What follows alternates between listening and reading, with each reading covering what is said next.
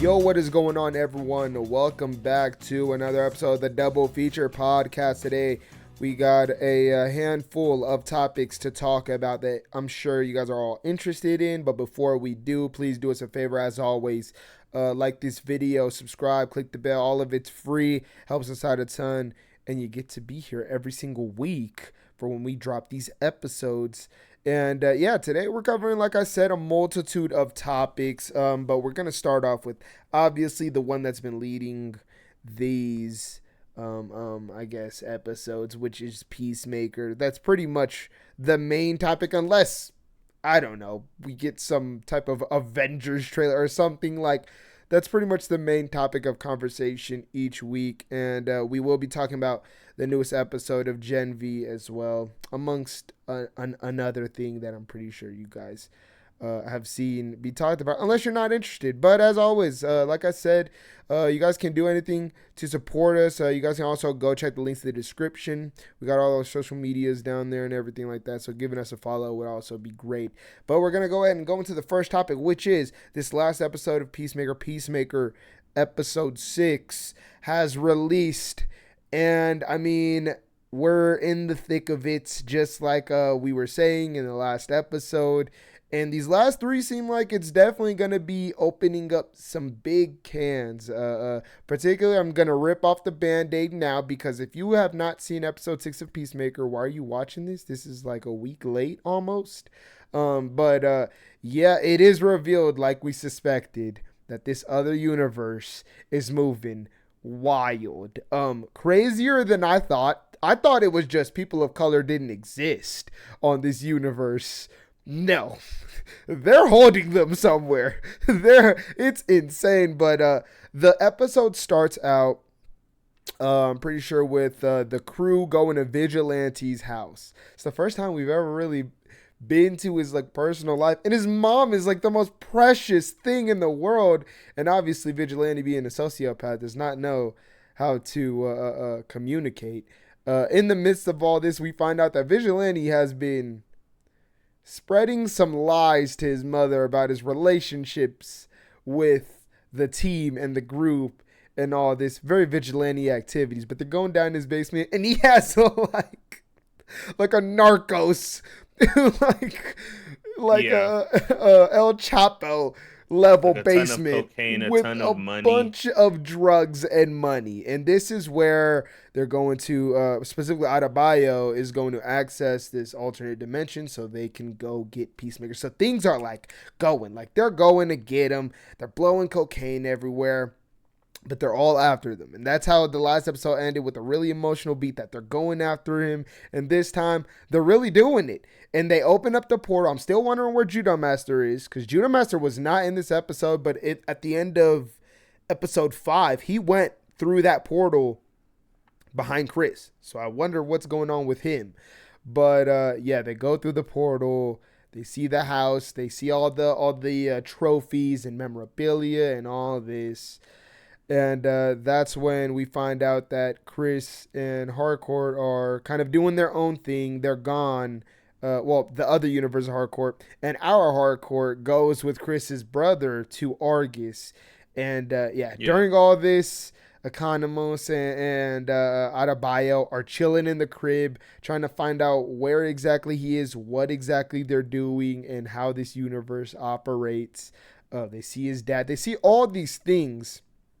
And then we get to this scene, or I guess sequence, where Amelia's like being like, all the cocaine on her causes her to be checked or whatever. And in the midst of all this, Peacemaker is on his way. Except she's not checked at all. She is. They checked her blood. There's just a ton of cocaine on her, but we're just gonna do a blood check. No, they saw the cocaine. They got the cocaine on her. That's why they checked her blood, to see if she had cocaine in her. Is that all that matters? It's if you did it or not.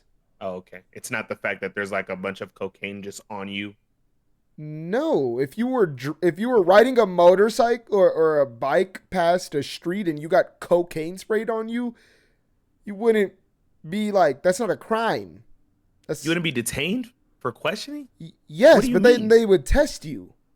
It's cocaine all over her. It's not like there's like cocaine like on her Yeah, but it cheek. also It's like helps all that over her. she's hardcore. Like she's the innocent girl. Oh Like yeah. they don't expect, and so they're like, we need to be sure you're not up to this buffoonery. But in the meantime, Chris is on his way back to Argus, and during all this, we get a special cameo, uh, clearly setting up some stuff with Lex Luthor in prison. This is pretty much what we all guessed when earlier in the season Rick Flag said, I gotta go check on someone in Belle Reve. We're like, who exactly else could it be besides maybe Waller? But no, but like Waller's doing her whole thing with the Task Force M. So it's like, I mean, unless we're talking about a nobody villain or something, it's Lex Luthor, and he goes over there and he makes kind of this deal where he will provide a scanner for the universes in return, get a potential freedom, not freedom, because they make that very clear, but Rick Flag says you'll have a chance at redemption.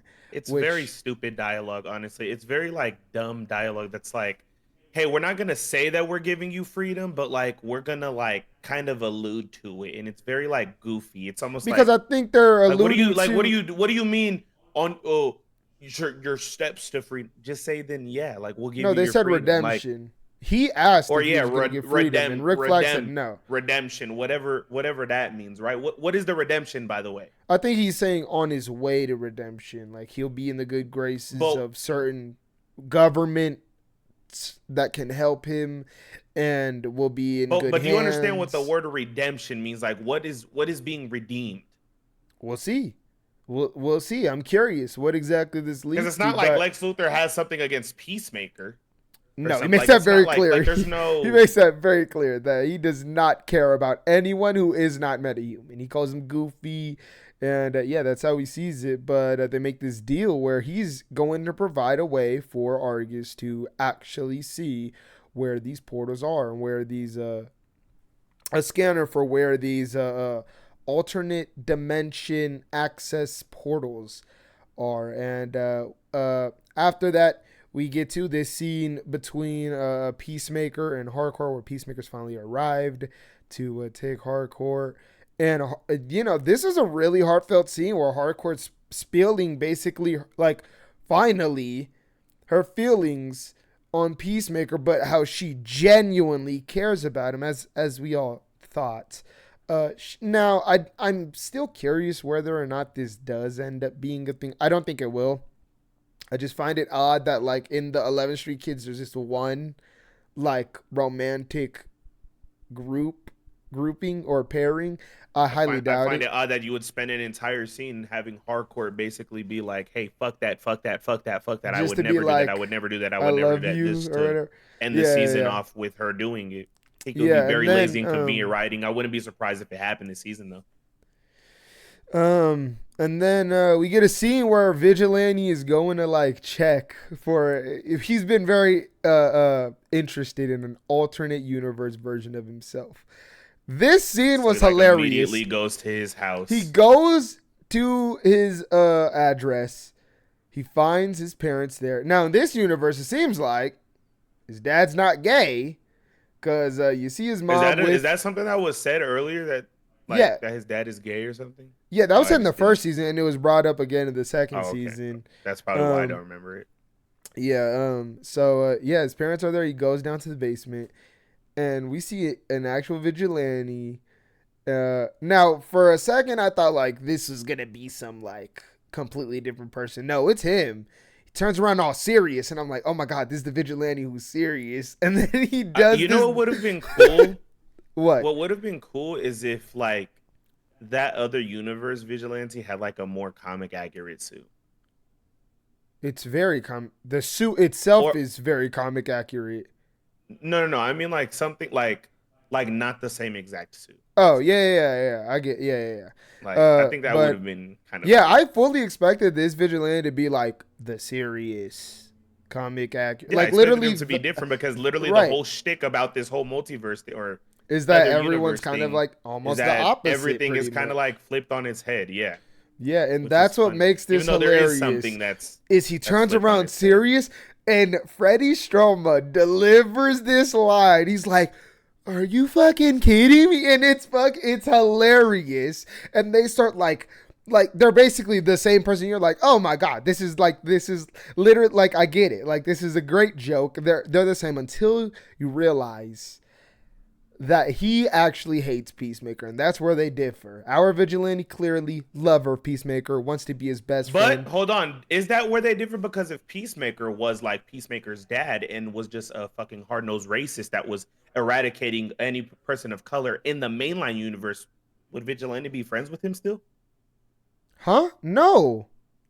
Exactly. So no, but it's the difference that are they really different? No, but it's the difference that in this universe he hates Peacemaker. Whereas in our universe, he loves Peacemaker, regardless of the reasons. And that's when that's when things start escalating. And he starts, he's the one that makes like all the bombs and stuff for the Sons of Liberty or whoever that is. And he's clearly like part of them.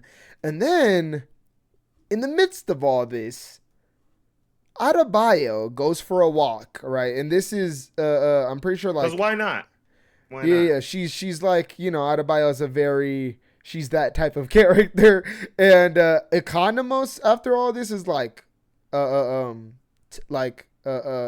Chris's dad finds Economos' big ass in the kitchen, but Adebayo goes out, and this is where like it's worse than we all thought. Now, as I said at the beginning, it's just about as bad as I thought it would be. I mean, I just thought people of color didn't exist. That's all I thought. I did not think that was the case at all. I think I think when you show me that there are no people of color, I don't think I run to the conclusion that they don't exist. Not only is that very fucking stupid and like very like that's almost like just dumb. Like that makes no sense considering what the world consists of. Like, in terms of different regions and ethnic, that just makes zero sense whatsoever.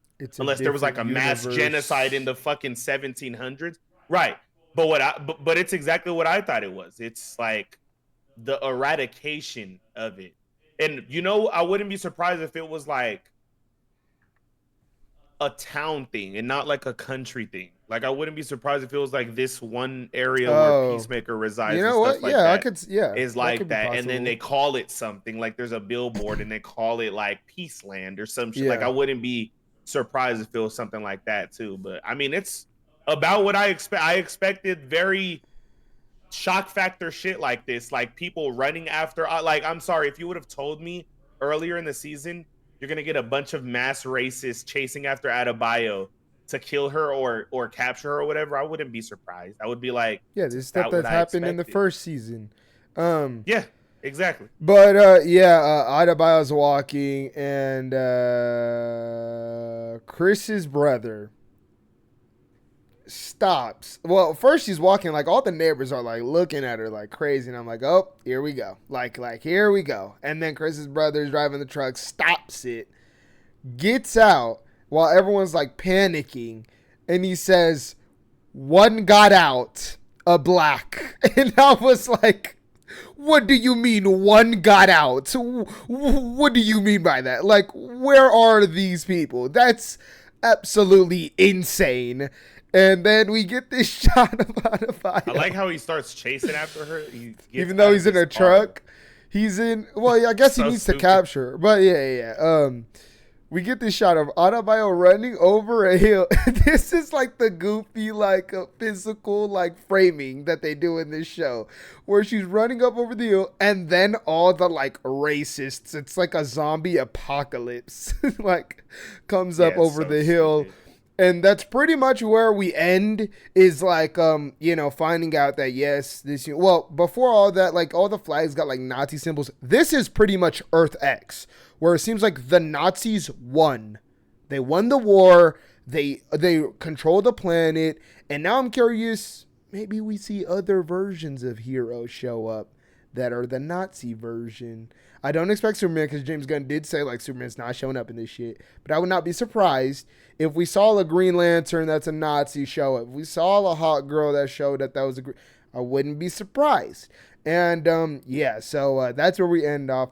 The big twist that we saw coming, but I don't think casual saw it coming. I don't think they really.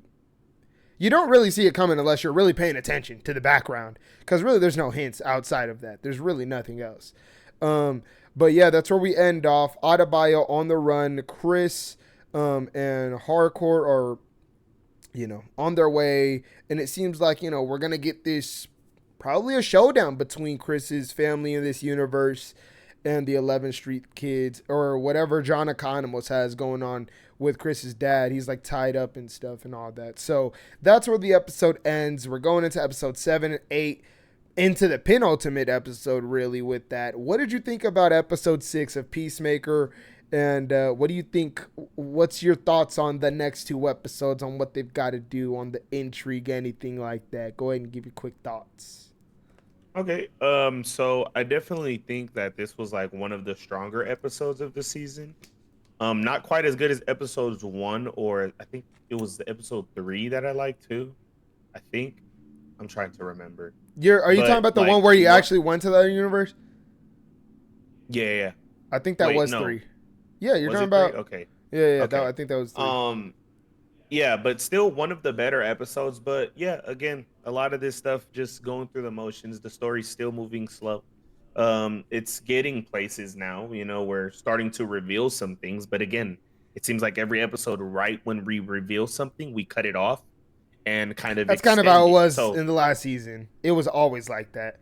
There would be a big reveal at the end, and that would lead us into that yeah, but I'm sure. But in the episodes of the first season, prior to the reveal, there was more happening in the episode. There was more happening. There was more story being told.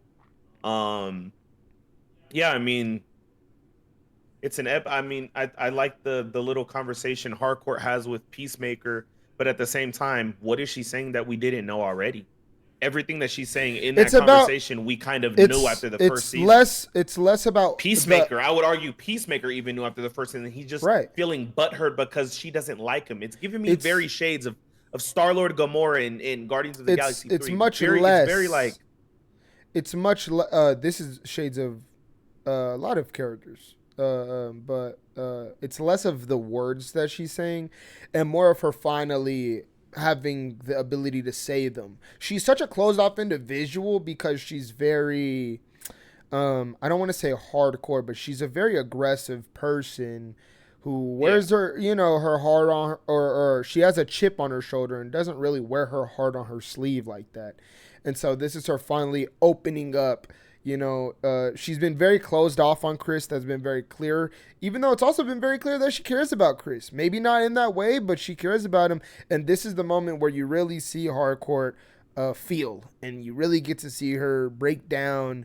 And she's not invincible, and she's not, she that's what that scene is really for. I thought both of them were really great in that scene, and yeah, as for me, I thought this was definitely one of the better episodes, like you said. I'm not done talking. Oh, you have more to say? Go ahead then. Yeah, I have more to say. Yeah, again, that conversation I liked, but again, there's just nothing like real pressing going on in that conversation. Like, it feels like an important conversation, but what's actually being said isn't like, in the grand scheme of things, that important. You got a lot of like shock factor moments in this episode, like the vigilante stuff. I wonder if that's even gonna play any part. Like, if like Vigilante's like gonna have to fight himself or something. Like, no. I don't know. I wonder what's gonna happen there. Economos is kind of just I don't even know at this point. He's kind of just like, he's just on NPC mode at this point. He's literally just the guy in the chair, and he doesn't have much skill physically. He starts doing dumb shit. Yeah, you take him out of the chair, and he just starts being a dumbass.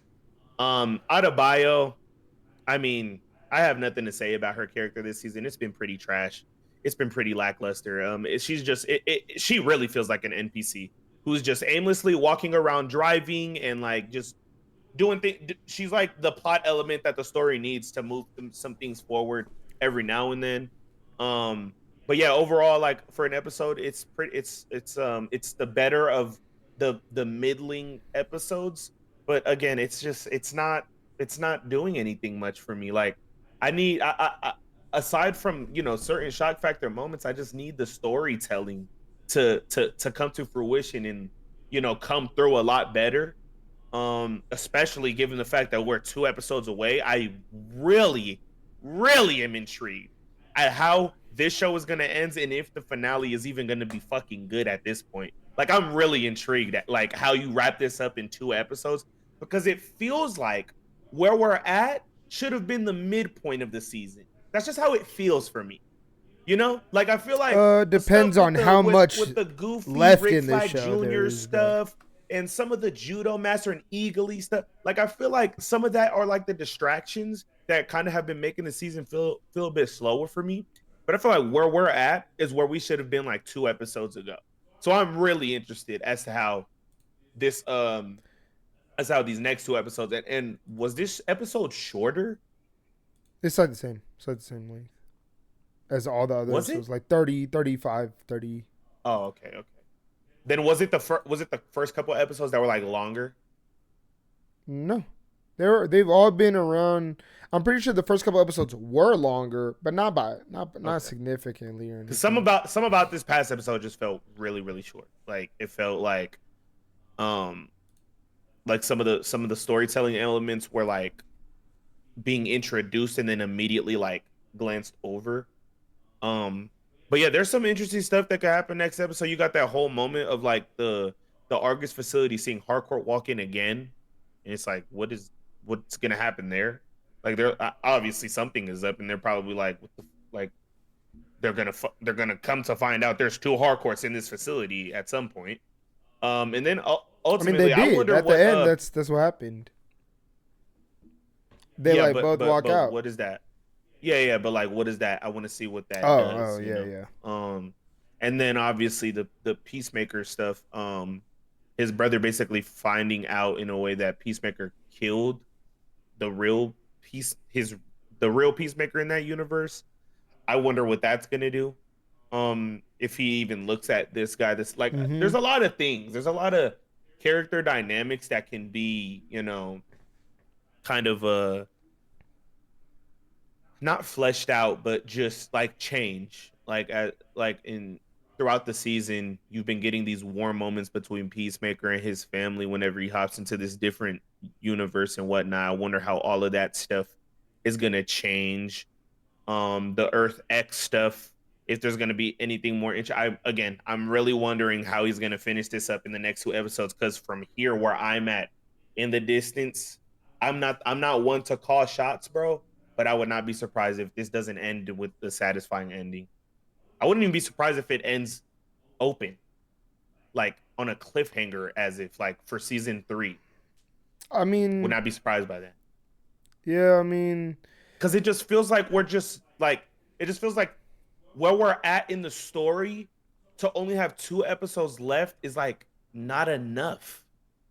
I guess we got to see from how where it I'm comes at. together. Yeah, we're gonna have to see how it comes together and how it how it all comes to fruition. Maybe the next 2 episodes are like the longest episodes. Again, I don't know. But I'm that's what I'm most intrigued by. How is this thing gonna end at this point where I'm at? Yeah, I really enjoyed this episode as well. I mean, as soon as I saw, because there's some great directors attached to this. Greg Mottola, which is obviously I love his work, but I can see this season particularly, while it's not like terrible. I do think it feels not as refined as the first, and I think one of the big components of that is you can tell Gunn was doing a bunch of shit when he was making this season. He was finishing Creature Commandos. He was working on Superman. He was going back and forth to the sets of this and Peacemaker. And it showed throughout the season when other directors were directing this season particularly. There was something not off, but there was a switch in gear for, when you watched that first episode that Gunn himself directed, you're like, oh, this is it. We're back. And then the following episode was like, there's a gear not being turned here. And then here, 6. So you think it's a directing problem? Not a directing problem, but I do think. Not a problem, but you think that that's making the difference? I do I think think it's all in the writing. when you see episodes 1 and 6 compared to literally every other episode, yeah, there's a switch in gear. There's a there's a confidence in these two episodes in 1 and 6 that kind of the only difference is the story's moving. Like, I feel like that, for the rest of the episode, but just the like directing, just moving. how these characters are being handled, and just I think it just feels more. I don't know. This episode proved to me, as soon as I saw James Gunn's name pop up, I was like, oh, this is gonna feel like more focused. And it did. And I'm pretty sure he directed the finale. I don't know who directed the next episode. I'm curious who directed it. But I thoroughly enjoyed this episode. I will agree with you. I think this is my third favorite. I do like 1 and 3 more. Yeah, I really enjoyed it. You know, even though we saw the plot twist coming, it still was like investing, and like I was so curious if it was gonna end up being true. The vigilante thing was hilarious, and you know, I appreciated. There's something to be said about the show called Peacemaker, having both seasons climax at a racial, in a racist way, like. There's just something to be said there that you know, it's definitely a Peacemaker thing at this point. I feel like you kind of have to have something racist in it follows him at this point. I don't know. It follows him. Yeah, I thoroughly enjoyed it. I thought you know, I wanna at least add on to what you were saying about 𝙁𝙁𝙁𝙀. You know, you clearly aren't a fan of the character, particularly in this season, which is fine. Yeah. I think what I love most about her, she is just the heart. She is literally, she's the ground, she's the foundation, she's the heart. She grounds the show. Every time someone talks to her, she is the person. I guess salad. She has because always. That's just an excuse. That's just an excuse for middling writing. That's simply. An we didn't watch the first writing. Season, sir. We didn't watch that. That's simply an excuse for middling writing. She is that in the first season. Yes, she becomes that in the first season. Right. She becomes that in the first season. The problem is in the second season, that's all you have to bank on. Yes. Is that's what her character is. There's nothing really pressing about her being the heart. Right. She's not really getting this group together. She's not really. No, she's not. Okay, so let's think about it. No, it's Peacemaker doing that. It's Peacemaker doing that. It's not her. No, it's not her. It's Peacemaker. Yes, it is. It's Peacemaker's letter that brings that group together. It is not 𝙁𝙁𝙁𝙁. It's Peacemaker's letter that brings that group together. So everyone's on good terms with Chris. Yeah, I mean, pretty much, yeah. No, they're not. I mean, the only person that really isn't is like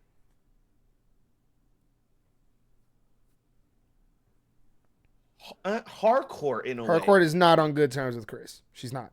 But even her, like she's not on good terms, but she's not on bad terms. Like it's not like she cares about him, but she needs doesn't want persuading or anything. Like 𝙁𝙁𝙁𝙁's kind of just a friend, and you're kind of trying to make an excuse to be like to everybody. Thank you. That's why they all get around her. But that's what she is. You could almost say the same thing about Vigilante.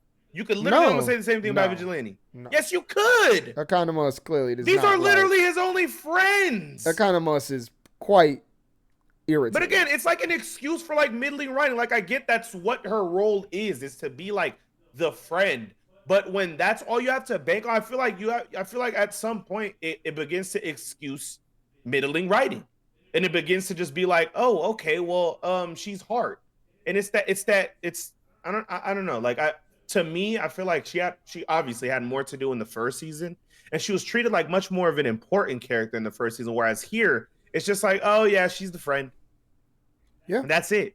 Yeah, not every character needs to be extremely complex. Not every character in everything is extremely complex. I agree. Even in the greatest movies of all time, not every character in the greatest movie is complex. And while I do agree she had a lot more to do in the first season, her arc was a lot more substantial.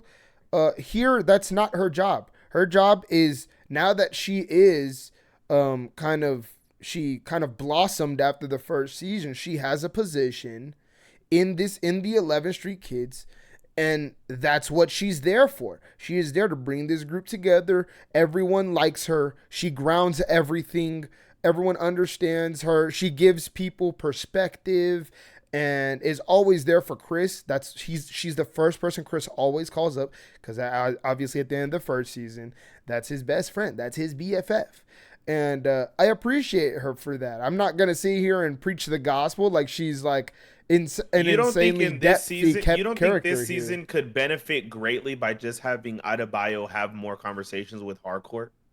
With 𝙎𝙗𝙁 having this turmoil and struggle with her own masculinity and her own, like, you don't think that would be a much better usage of the character, rather than, you know, every time Peacemaker wants to whine and be down on himself, 𝙁𝙁𝙁𝙁 is there to have a shoulder for him to cry on. I didn't say this was the best use of her character. That's not what I said. I don't like the use of her character. All right, in this season. I really enjoy 𝙁𝙁𝙁𝙁. I just love her.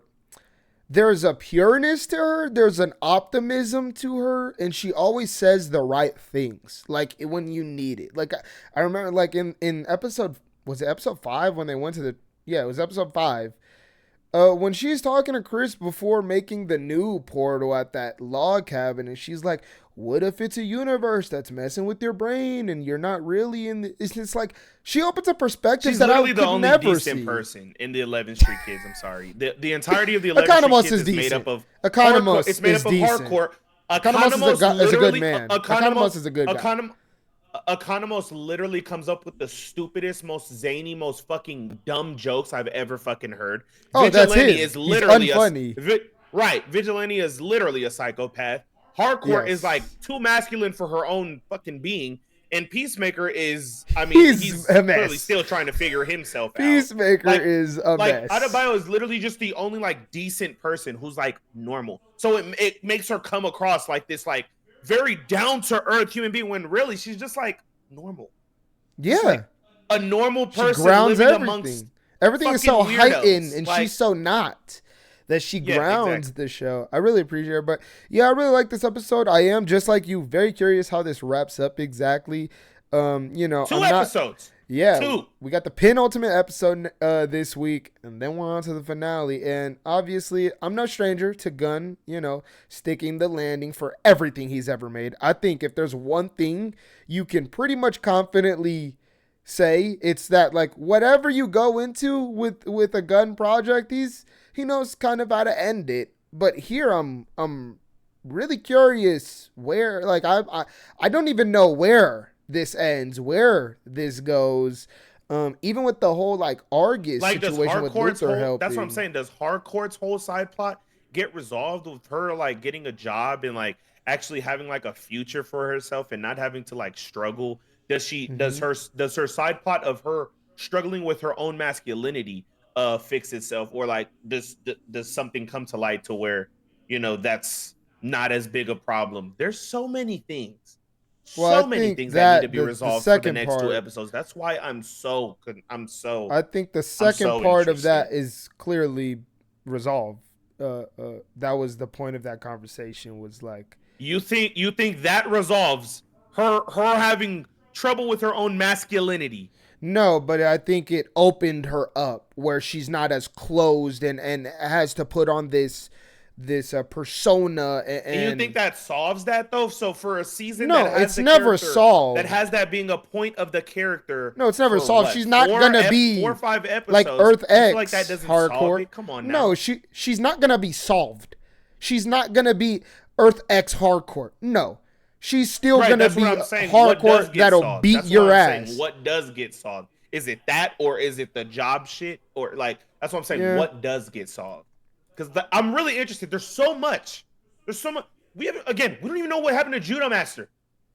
Yeah, I think he's supposed to show up in this next episode, but I'm wondering, like, does he help? Because this would be like the first time Judo Master like is on our side. Like, I'm curious. But yeah, you guys tell us in the comments below if you watched this episode, what did you all think?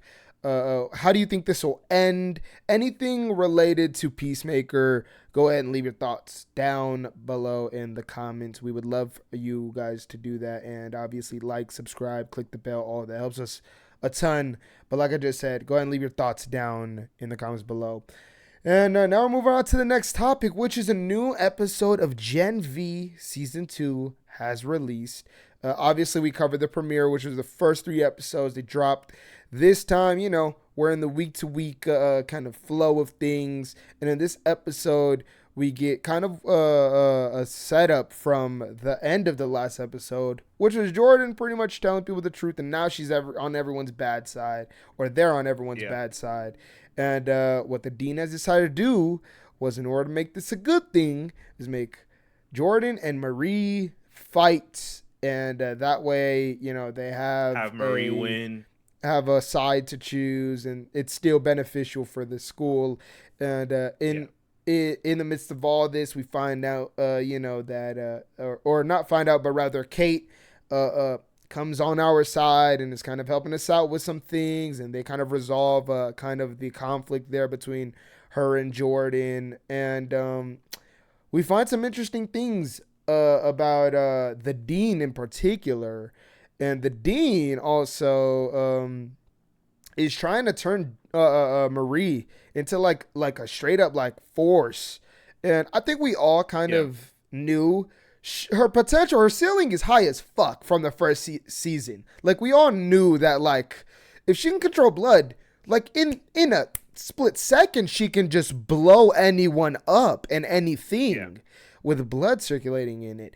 And during this training, while Kate and Jordan go and find stuff about the dean is training Marie, and Marie, in the midst of all this, notices that his blood is not it doesn't have V in it, doesn't have compound V in it, so he's technically not a soup. And so that's basically what they set up throughout the course of this episode, is that the dean ain't moving like we thought he was moving. And Emma's got her own side plot with her kind of faction that she's created to kind of find more of this stuff out as well on her own. And we get to the battle between Marie and Jordan, and Kate approaches the dean with this information that she's found out.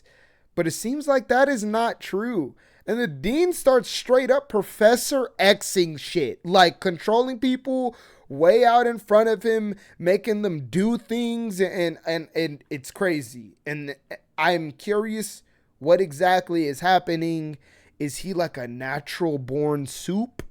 Like, that's what I'm really curious of. Yeah, what is happening? Because I don't believe Marie is wrong.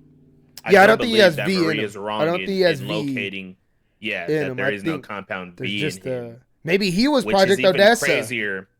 Which is even crazier, because what then happens if he like injects himself with compound V or something? Like, what happens if he's like a regular person, like that just was born or gifted with this thing? Yeah. Who's his dad, right? Who's the dad that he has burning up?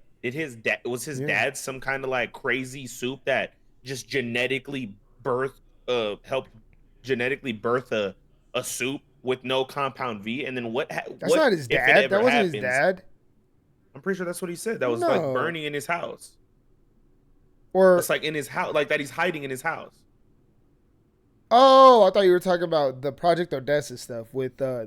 I'm talking about the his dad that he's hiding in his house, because like there's a reason he's still alive and hiding him. And so when you tell me that this person has no compound V in their system, and he's like a soup though, like that immediately makes me go to what's up with the daddy, what's up with the parents, because like that has to be something in offspring wise. And then it immediately makes me wonder, like, what happens if you inject this person with compound V who's already gifted with like this immense power? Yeah. And then during this conversation with Kate, he kind of expresses that he knows they're after this Project Ardessa thing, and he knows this entire time. And then I'm curious his connection to it. Is he Project Ardessa? Could that be the thing? So I'm wondering what exactly is going on with him. And then Jordan and Marie are fighting, and then they kiss. And I'm not gonna say like a ton happens here, but we do find out some interesting stuff, particularly about the dean. This episode was really about like what's going on with this motherfucker, and we kind of start learning things.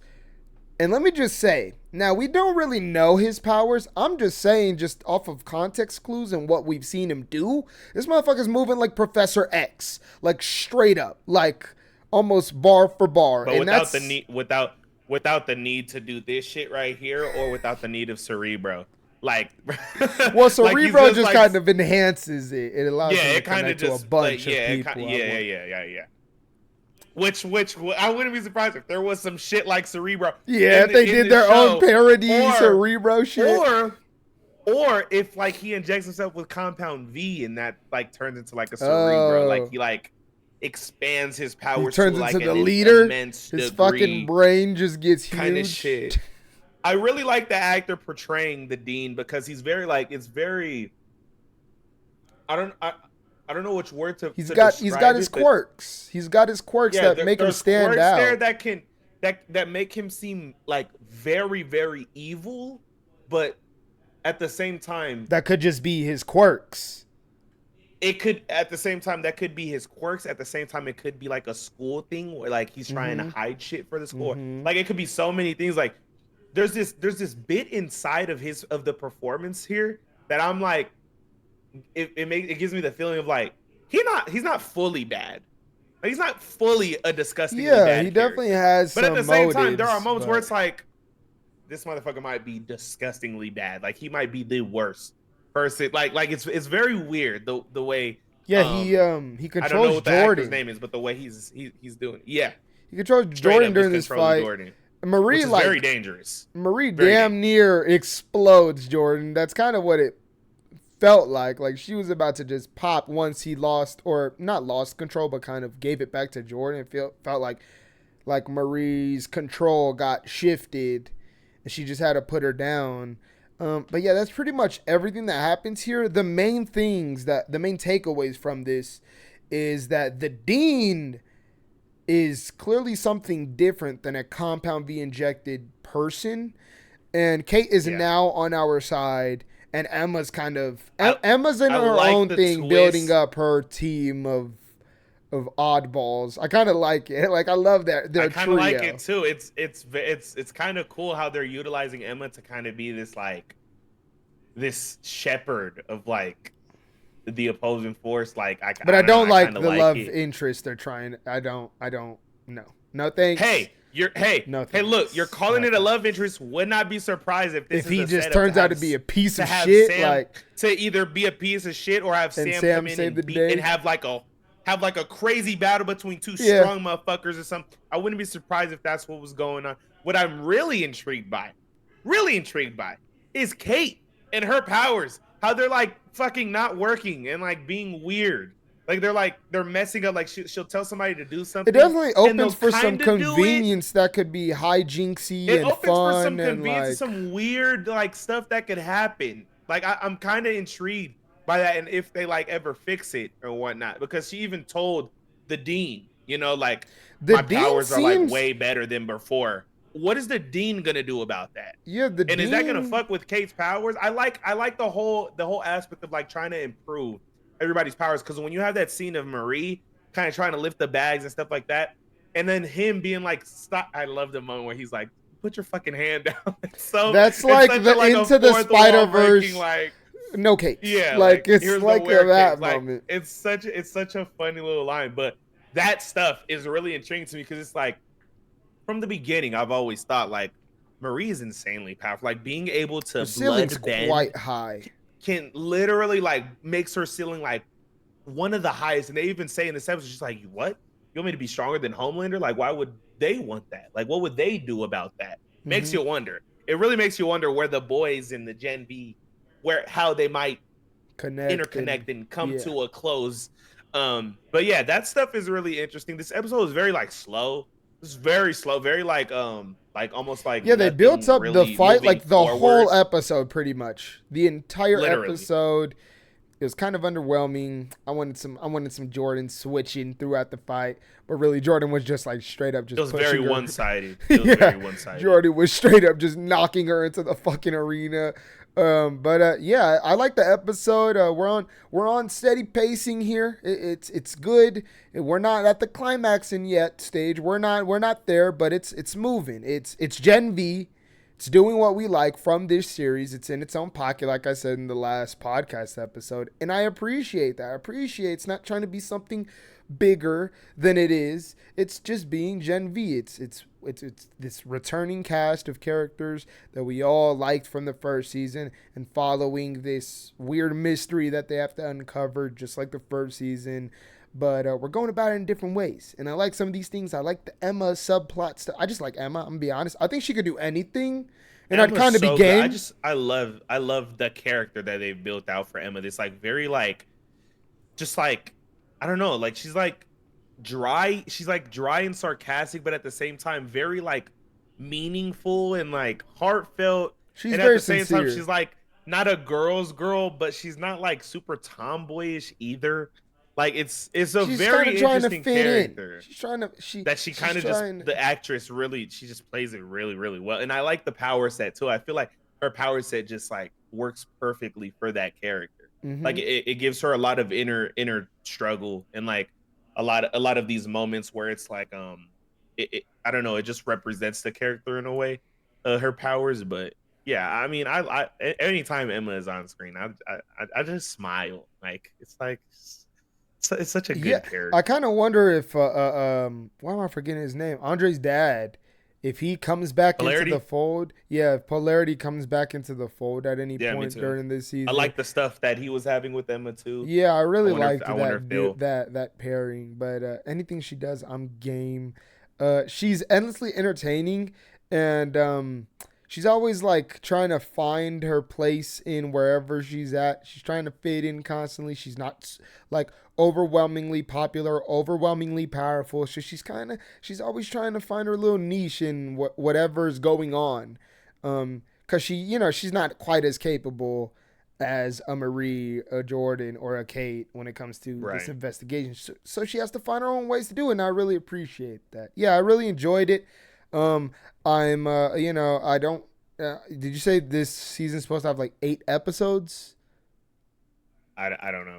Honestly, I don't know. Yeah, I have no clue, but I'd imagine I think the first season had 8 episodes, so I wouldn't. Yeah, I'd imagine we're pretty much like already halfway through this season, so I'm curious where this goes.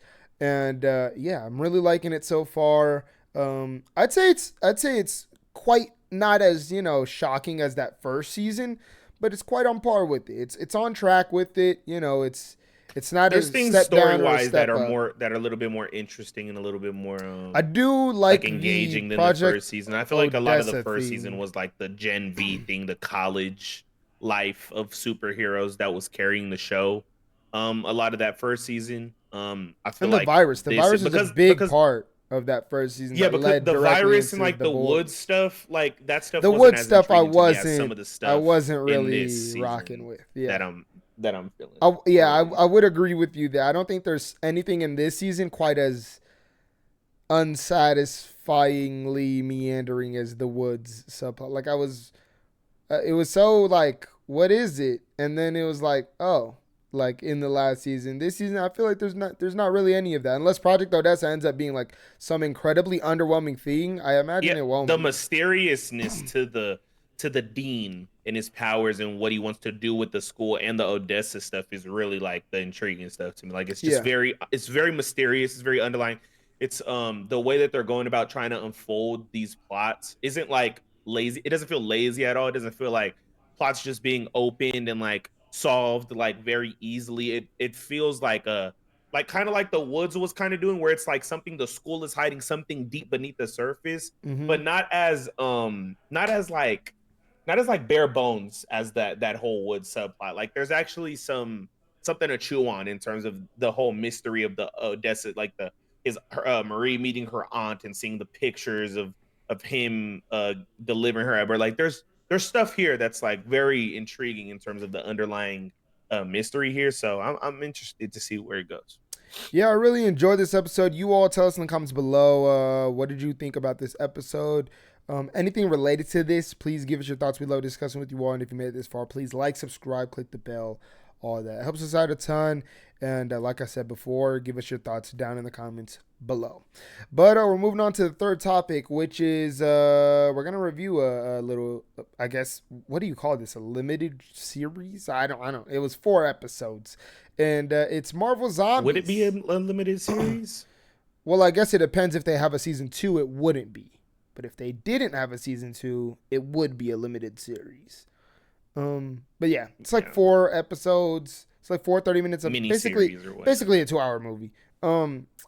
Marvel Zombies. Which it feels like when you're watching it, it feels like a movie split into 4 parts. Episodes. Yeah, it really does. Yeah, they dropped this Marvel Zombies thing that was announced so long ago. Back when like What If was announced, and like it's just been through development hell, but it's finally here. We got it. It's here. And go ahead and give your quick thoughts on it. And then like you just said, it was being developed when What If had first started being a thing, and yeah, you can fucking tell.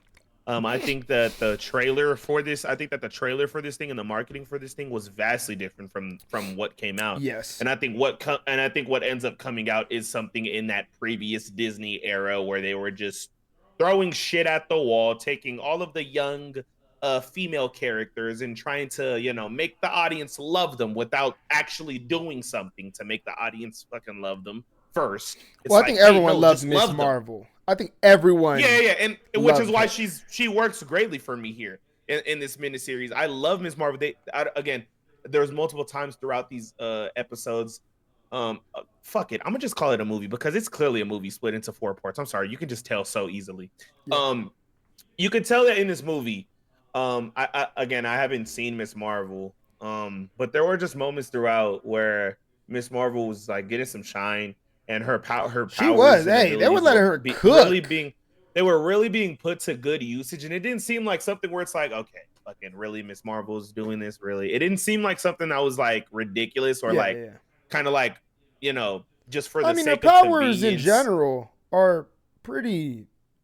They're pretty powerful. Right. They should be pretty. They should be pretty powerful. So yeah, I was very pleased with what they did with her as far as solving certain things and like how she uses her abilities, and I just really like her character, like the kind of life that Iman Vellani brings to the character. She's easily surprisingly the best. Great voice actress, by the way. Right, she was like smoking everyone. Blade, other than the person voicing Blade, I think she was like, I think she was like hands down such a phenomenal voice talent. I wouldn't be surprised if they try to get her into more animated stuff because she really has that larger than life voice that just brings exudes huge like personality the energy coming from a character.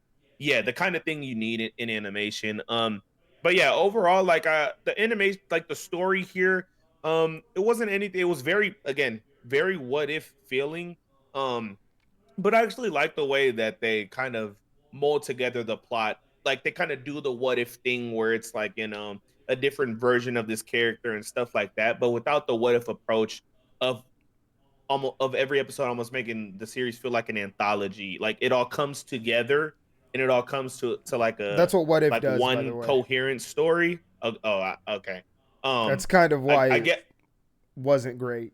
Like they try to tie the last 4 things together, and it was like I just feel like in What If, what I've seen from What If is like vastly different episodes. It is very it's not, they're not all in the same universe, which this is. Right. Exactly. They have nothing to do with each other. Like you have episodes of What If that have like 0 to do with each other. I feel like I like the way that this story kind of makes everything converge. It's got like a fucking like a Last of Us fucking story where it's like this during the zombie apocalypse, there's this, and she needs to get this MacGuffin that needs to be delivered across. It's very Last of Us. Yes. I don't know if anybody said this yet, but like it's a very similar plot.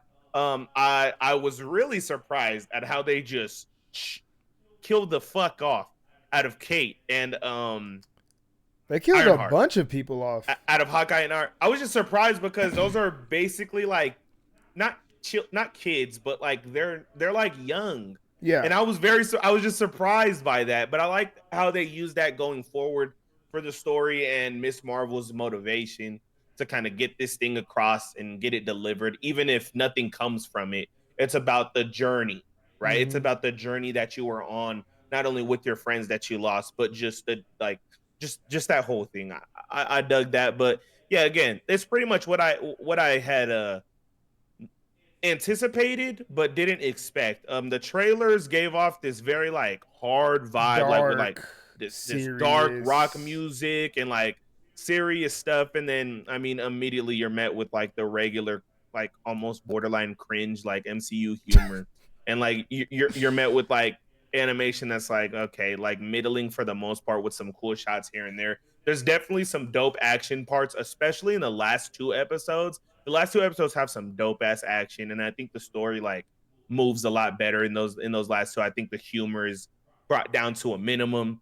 But yeah, I think for the most part, it's about what I was anticipating it being. It's like it's pretty generic. It's Marvel. It's if you think about Disney Plus doing a Marvel Zombies little mini series, it's pretty much what you would expect with some cool character moments. The Blade stuff. I mean, bro, the Blade stuff. Blade was That shit amazing just here. makes It me was like yearn. That shit it just was like a blade that does nothing. that got That the does nothing Khonshu besides this make Marvel not having avatar. already a Blade movie in the works worse. Because like Yeah. the whole time watching Blade, Moon Knight Blade, Khonshu Blade or whatever, the whole time watching him, I'm just like, not only does this look and sound like Mahershala Ali, I don't know who did the voice, but goddamn, he He sound like does Mahershala sound Ali. like Mahershala Um, Ali. I'm just like craving it, you know? It's like you okay, so clearly you know how to do Blade. Clearly you know how to do It's it. not Like hard. That was never. no, I don't think was that ever the issue because Blade is not a hard character to do. There's clearly no He's a guy that question. fucks up vampires. You give me that, I'm game. We're and also, good. I feel like right now he could use a character like Blade. The amount of fucking aura that he exudes in this little mini series, this deadpanness that he has. Edits, bro. Oh this my will thrive goodness. on TikTok edits, bro. Like I need to see it now. Like now that you've shown me what it could be, now you gotta give me it. You gotta give me it. But yeah, for the most part, I thought it was cool. I think if you're really into Marvel and stuff, you should probably check it out. It's got some dope stuff in it. But I wouldn't be mad if like they did like another Marvel Zombies and like changed it, or like if they didn't do another one at all. I wouldn't be mad at all. Like it's probably better than like What If, but it's not exactly the most like insane thing this year. Yeah, it's better than Captain America: Brave New World, but what does that really mean? Yeah, I'm gonna echo pretty much everything you said, but if you really liked What If, I think you'll like this. If you did not like What If a lot, you'll probably not care for this at all. I'm kind of in the middle there where I liked a couple episodes of What If, but like the culmination of it just wasn't it. And the take on the potential of What If, like there was just so much to unpack there. And here it's kind of the same where they're doing this thing where you have access to the Marvel gallery. Crazy. It's like they don't fucking know that they have access to everyone in Marvel because they keep on just doing multiversal versions of MCU characters. And listen, as much as I love Iman Vellani as Miss Marvel and Haley Steinfeld as Kate Bishop, you have the opportunity to give us a Wolverine in an apocalyptic zombie universe. Why aren't you doing that? Again, it's clearly shades of like that last regime, just like throwing shit at MCU. the wall. The MCU was so successful. MCU this, MCU that. We got to make everything like the MCU, and it just ultimately plagues it a little bit. Wanda as the villain is like not good at all, and yeah, there's things that they like uncover in the last episode for like convenience, and it's ridiculous. And yeah, I'm not particularly a fan of this animation style. I can't. It's just so. Again, there are moments where it's like straight up splash page. It's like beautiful shot, like beautiful imagery, and it's like immaculate animation, like cool. But I just don't think it works for like a all encapsulating like thing, for like a thing you're gonna be drawn out watching. For like 20-30 minutes on end. I just don't think it's enough. Like, yeah, I remember when What If was first like being shown, and it was like just the art, and like everyone was like, oh my goodness. And then they started to move. And that was They need to where, change just that like, whole aspect of it, because like even Eyes of Wakanda animation wise was very boring to me. Like yeah. they just need to just have a shift in that whole entire like atmosphere. Do some Star Wars type stuff where you're bringing in these studios that like actually want to Yeah, do like Star something Wars like Visions is riveting. It great. just Why makes can't no they do sense to me that? because it seems like they want to have this like generic look where it's like, oh, the MCU looks a certain way, so every So MCU we movie can't has go to look a too certain way. different. And Otherwise, it people seems won't like they watch want, it. but what makes no sense to me is it seems like they want to do that for animations that have nothing to do with the MCU. It makes zero sense to me. Eyes of Wakanda, What If, and this recent Marvel Zombies should have all had a vastly different art style, but they don't. They all almost look similar to each other. I think Eyes of Wakanda has the most different one, but Yeah. I would even argue that like even that has moments where it kind of just looks like in a way just like the MCU. I don't even know how to explain it. They need to get some people in here that are like willing to really do some different shit, because you give me Marvel Zombies, dude, with like incredible animation studios and like people who really want to do something Dude. interesting. I'm sure their fucking imagination would be flying off the rails for something like this. Yeah, I agree. Yeah, it was pretty. It was just kind of like I was almost watching it like an NPC. I'm not even gonna lie. Like at some point, like I Yeah, was it just got to kind that of, point. yeah, it kind of overstays its welcome. It falls completely flat. There's nothing that really like resonates at any point or like It just gets you really introduced Infinity invested Hulk just randomly. They're just randomly like, we're gonna have him be the entire crux of the of this last episode. episode. Even though, Why? yeah, Why it wouldn't was. it be Miss Marvel? Like, why? Yeah, It makes no sense to me. I don't know. I don't know. Again, yeah. shades of the old regime. Shades of the old regime. We're in a new era now.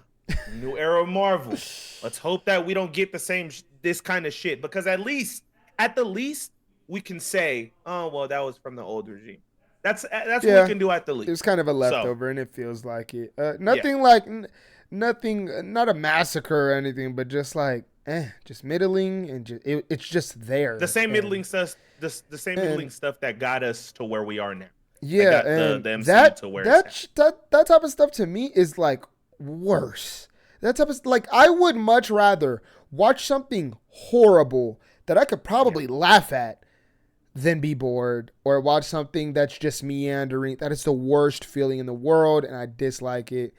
And Especially when it's something that looks cool, when it's something that looks like it or could that be has the dope. potential to It's the like worst part. even have a sequence. Like it's got moments, particularly with Blade, but there's no like Yeah. standout sequence where like, oh, they're Yeah. just even Spider-Man's in here so under, like it was just, I was disappointed. But it's okay. If you have free time, I don't think you'll like wholly regret it, but I wouldn't be like rushing to see this anytime soon. Yeah. But for the last topic, we're gonna quickly give our thoughts because I will do a video on this movie. But we're gonna just quickly give our thoughts on the recently released Paul Thomas Anderson movie, One Battle After Another, just released last weekend. Leonardo DiCaprio. We got Sean Penn in here. Newcomer Chase Infinity is stealing the show. Benicio del Toro is doing his thug thizzle. And it seems like PTA is still at his peak. 55 years old, by the way. Not that old. With a filmography like him, I don't think anyone has reached these levels by 55. It's ridiculous. And easily one of the best of the year. Go ahead and give your quick thoughts on what you thought of One Battle After Another. Yeah, I thought this was a phenomenal movie filled with fucking generational performances. I mean, Sean Penn in this movie is like a generational hater. He's a nuanced character, He's like which Hans Landa. Like he's that fucking. he's Oh my there's goodness. this conviction that exudes from Sean Penn's performance here in this character that it just bleeds right through the silver screen. Like it makes his character feel so real. It it I mean, and again, that's not to say that he's the only one, because I think this movie just does a good job at that, at like giving you these complex and like riveting characters that feel very very real, with like tons of nuance without even having to like write it Even the in, people without that even have a having to, line feel like yeah, three without even having to dimensional. write in all of the nuance and whatnot. I just feel like the performances all around here are strong, and I think that's just that Paul Thomas Anderson just I think that's something you could probably bet on him Yeah. doing just at this point is if it's a bad movie, and I do mean if it's a bad movie, there's one thing you can expect for sure, and it's that the performances will be great. So I thought the performances all around was great. I thought the filmmaking was incredible. There were multiple scenes that that just really, either tense you up or just, straight up just invest you and engulf you, like to the point where you're just engaged looking at the screen, and like it's that what do they say in Ford v Ferrari or whatever, like when he's just feeling the road. It's that moment where you're just You just visuals and sound yeah. and everything escapes, and like there's just moments of that in this movie. I think I like the topical commentary that's woven throughout the movie, just spanning all around this idea of the radical nature of war, and this like very revolutionary kind of arc and tale of freedom in the freedom fighters and stuff like that. I really like it. Obviously, the score the score was so good. I mean, there's So good. especially in that IMAX theater. I mean, there's moments where the score just comes in with this like dramatic weight, and it's just like holy shit! Like you can feel the drama, you can feel the power coming from the score, coming from the visuals, and then you got those moments of like some of that stuff you could hear in like Punch Drunk Love. Those moments of like percussion. It's like Mm-hmm. bouncy. It's like Or the it's like we're piano, trying the to figure piano something out, notes. right? Or the piano. It creates these like poignant moments almost. That's like, you got to pay attention at this moment. I really like it. Again, thematically resonant. The subject matter it's both grounded and complex at the same fucking time. It's kind of crazy. There's this air. There's this there's this like kind of feeling of like satire even woven out through some of those complex themes and whatnot. It's pretty incredible. Paul Thomas Anderson, he I mean, look, I'm not the hugest Paul Thomas Anderson fan. I haven't even watched more than 3 of his movies now, counting this one. But I like this adds just another like incredible film to his filmography. It takes him to like another step. I wouldn't be surprised if like studios are like clamoring to have another Paul Thomas Anderson movie. But It'll yeah, I just take mean the four level of years. yeah, but the level of cinematic storytelling here is like it's really something to behold. Like every sudden like turn, every like little plot element is anytime it changes or switches gears, it does it in such a convincing way. It does it in such a full force way.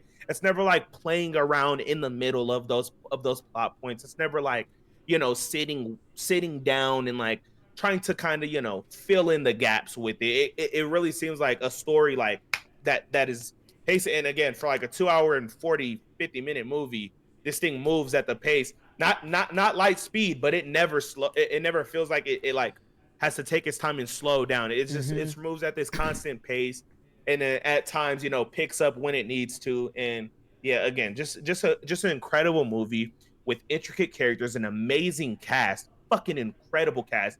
Honestly, the best cast I've seen all year. Incredible performances, and it's a very engaging and very topical, prevalent experience. It's the movie of now is how I would describe Definitely. it. It's really the movie of now. It was an incredible film. I agree. I think, Paul Thomas Anderson is, obviously one of our greatest talents behind the camera ever in film history. And I mean, I can't even, this is like his fourth or like fifth 5 star that I've given him. Like, it's ridiculous how I can't find any real flaws in this movie.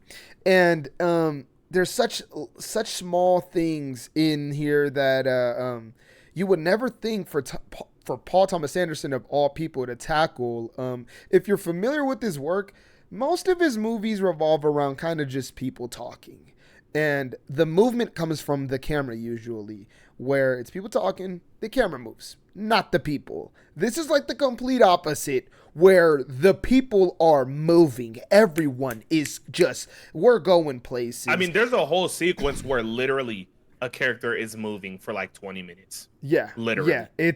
Like it's great. picks up his shit and he's just moving for like 20 fucking yeah, minutes. and Like, he does this it's pretty thing crazy. that great long movies do, that feel shorter than they are. And what the great ones do is they usually have a sequence, a stretch of like 20 to 30 minutes where they tend to use the music of the movie to make you feel like it's going by faster because it plays.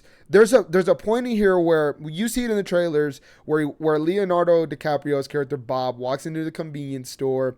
He's on the run, and there's a stretch for about 25 minutes where there's just a constant doom, doom, doom, doom, doom, like the score is just going. I'm not joking, for like 20 minutes, and it makes it feel like it was 5. Like it makes it feel so brisk and quick. And like you said, all the performances in here are amazing. There's little things that I'm like, PTA, are you picking up stuff that your own kids have given you? There's a moment in here where Chase Infinity's character Willa goes to a high school dance. That's all I'm gonna say. And a certain song plays. And I'm like, PTA, did your kids add to this one? Because this is a very specific. I'm gonna just say, I haven't heard Mo Bamba since like 2020. Exactly, and it's like, like honestly, it was a crazy pull. I'm not gonna lie. Yeah, I was like, that's not from PTA. There's no way that's from PTA. And there's just deep topics in here, like you said. The opening is kind of this like prologue.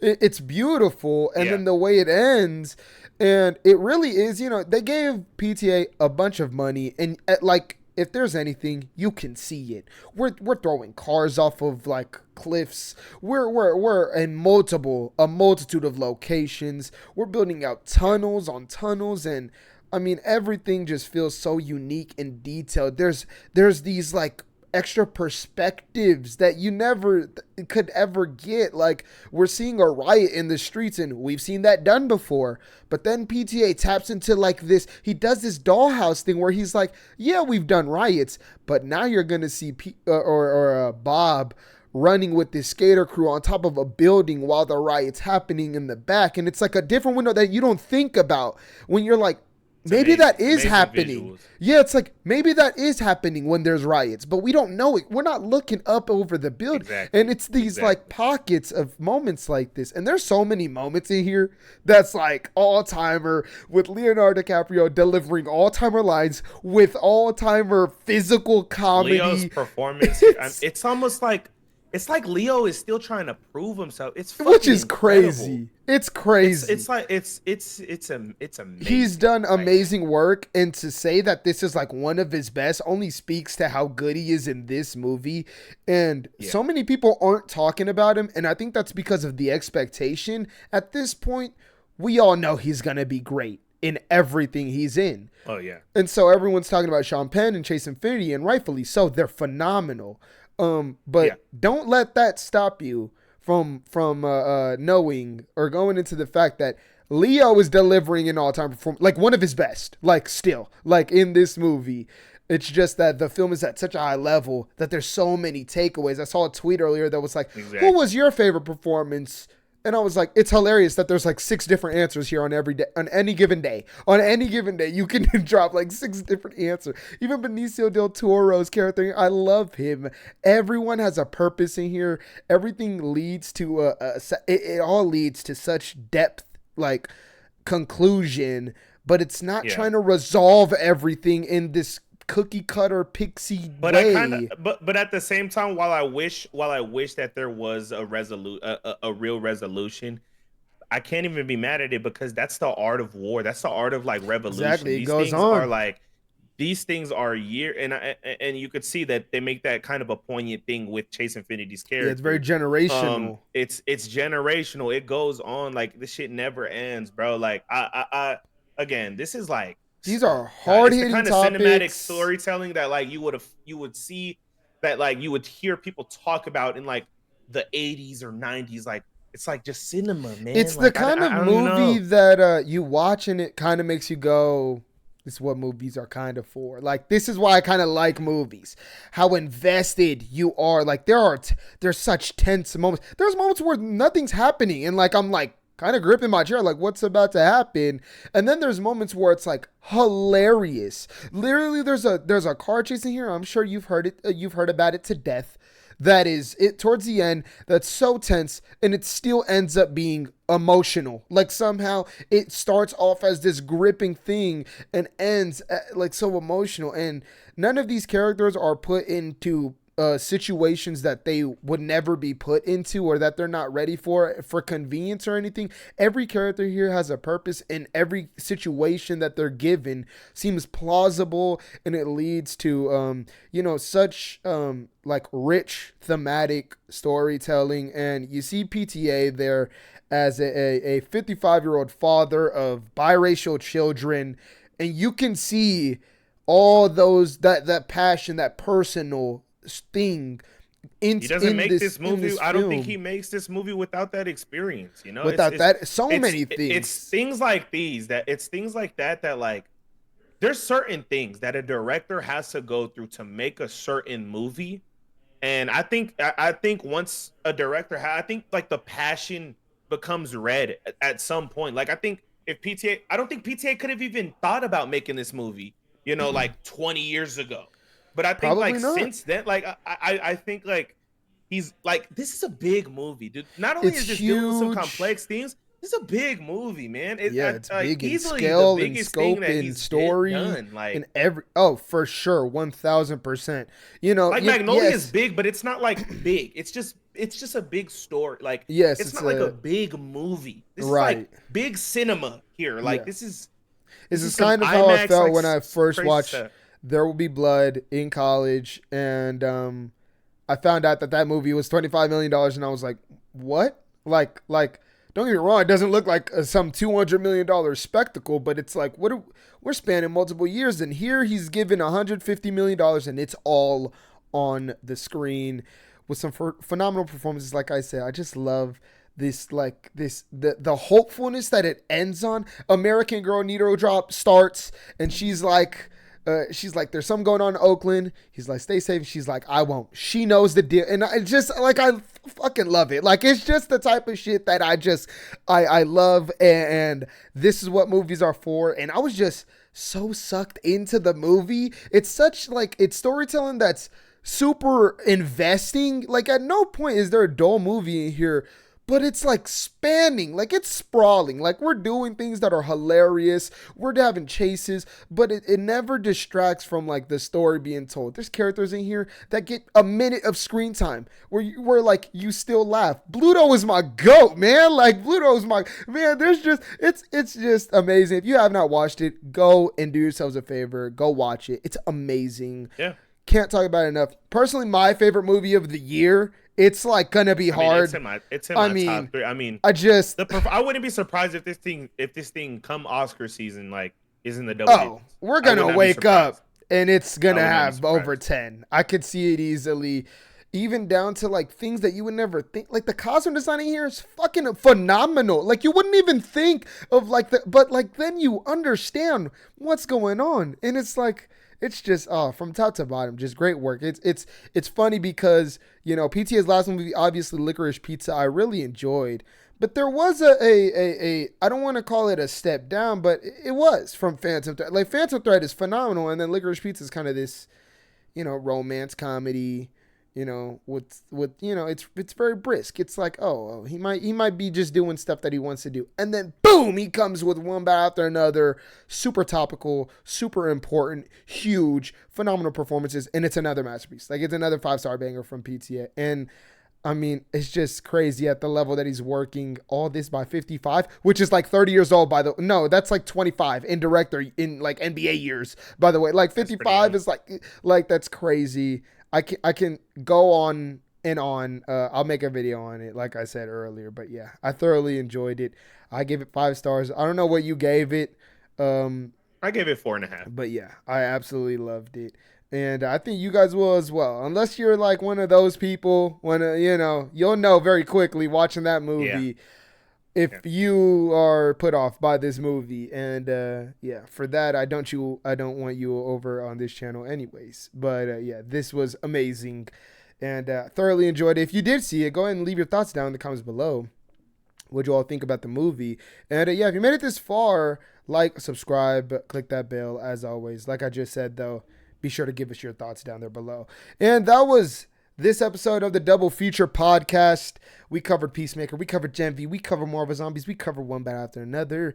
Now it's your turn to go jump down in the comments and tell us your thoughts on any of these topics. We would love to hear it. But yeah, guys, please do us a favor. Like this if you end up enjoying it. You heard us yap for an hour. What are you doing? Subscribe, click the bell, all that. That way you're notified every time we upload these. We upload these every time a new episode of Peacemaker comes out. And that's not going to stop. I promise. I promise that's not going to stop. But yeah, guys, that's going to do it for this episode. As always, you guys can go and check the links in the description and support us in other ways. But yeah, it's been your boy 𝙎𝙬𝙎, your boy 𝙎𝙬𝙀𝙎, and hopefully we all see you in the next one.